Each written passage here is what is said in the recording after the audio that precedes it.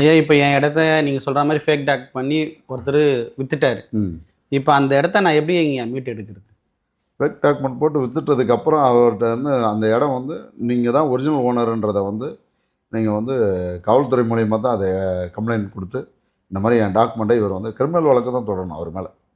என் document ஆனால் யாருன்னு தெரியாமல் எங்கேயோ அவர் ஃபேக் அட்ரஸ் போட்டு இந்த ஏரியாவிலே இல்லை, நம்ம ஊரை விட்டே தாண்டி எங்கேயோ எல்லையை தாண்டி போயிட்டாருன்னா அவரோட ட்ரேஸ் பண்ணிவிட்டு பார்த்தா என்டிசி தான், நாட் ட்ரேசபிள் சர்டிஃபிகேட் வாங்கி தான் அவர் வந்து ஃபேக்காக பண்ணிட்டு போயிட்டாருன்றதை வந்து நம்ம வந்து ரிஜிஸ்டார்ட் மனு கொடுத்து அதை வந்து ஃபார்வர்ட் பண்ணி டிஸ்ட்ரிக்ட் ரிஜிஸ்டார் பார்த்து அதை வந்து அவங்க திருப்பியும் வந்து பதிவுத்துறை அலுவலகத்துக்கு தான் அனுப்புவாங்க.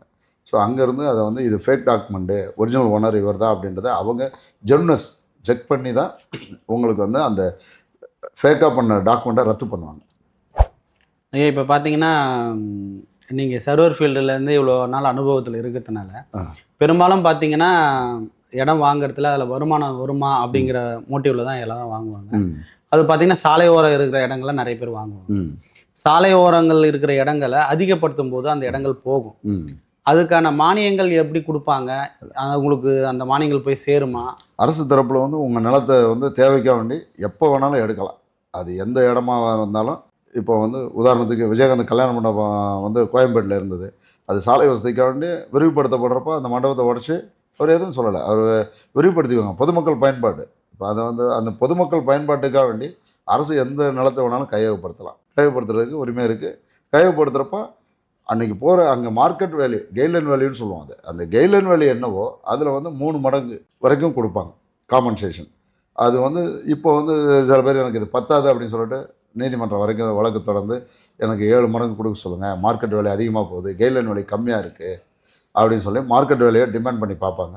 அரசு வந்து அதை வந்து எடுக்கணுன்றப்போ அந்த துறை ரீதியான முடிவுகள் வந்து அவங்க தான் எடுத்துக்குவாங்க. இப்போ நெடுஞ்சாலைத்துறைக்கு வேணும்னா அது கண்டிப்பாக வேணும்னு சொல்லிட்டு அதுக்கு ஒரு அமெண்ட்மெண்ட் பாஸ் பண்ணி எடுத்துக்குவாங்க, லேண்ட் எடுத்துக்குவாங்க. லேண்ட் ஓனருக்கு வந்து கவர்மெண்ட் பாஸ் பண்ணிக்கும் அமௌண்ட் எவ்வளோ கொடுக்க போகிறோம் அப்படின்றது.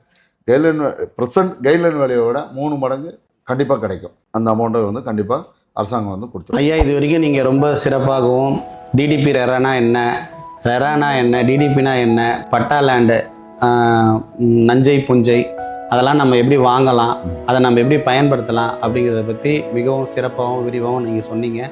உங்கள் தகவல் ரொம்பவும் மிகவும் பயனுள்ளதாக இருந்ததுக்கு உங்களுக்கு மிக்க நன்றிங்க. நமக்கு தேவையான சந்தேகங்கள் அனைத்தையும் நம்ம கேட்டு தெரிஞ்சுக்கிட்டோம். இன்னொரு தகவலோட மீண்டும் சந்திப்போம். நன்றி, வணக்கம்.